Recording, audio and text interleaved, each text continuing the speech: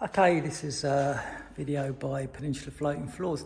There's a floor I laid a couple of years ago and it got damaged around the kitchen and utilities, so I came back to do a repair, and it's Lausanne, and I just thought I'd do this video because you may end up with a similar problem.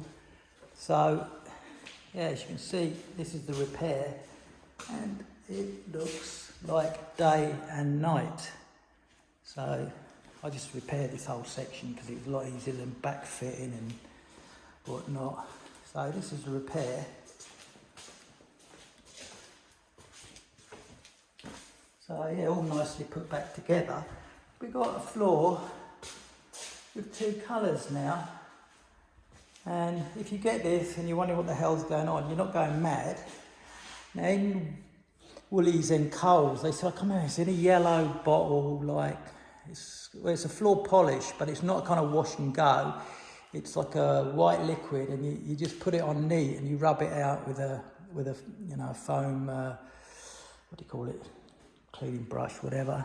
And you rub it over, and you make a nice thin layer, and then it polishes your floor. Well, it actually adds kind of polymer or some kind of weird nail varnishy stuff. So, but in Bunnings they have a really nice version of it, the Cabot's floor polish. Well, lo and behold, you put 3 coats, and there you have it. So if you're in, I don't know how many, so I reckon this floor, I mean, 2 years ago it's probably had a few coats maybe, and so there you go. So I think it voids the warranty, so I'm not going to do it, but at least the owner and agent who's letting this property will know. So yeah, there's a good one for you, because I thought I was going mad, but yeah. So yeah, I know the Woolies and ones and that, they're not that brilliant, but I think it's about $40 a bowl, maybe a bit less. Does 60 metres, something like that. So yeah, don't put it on too thick.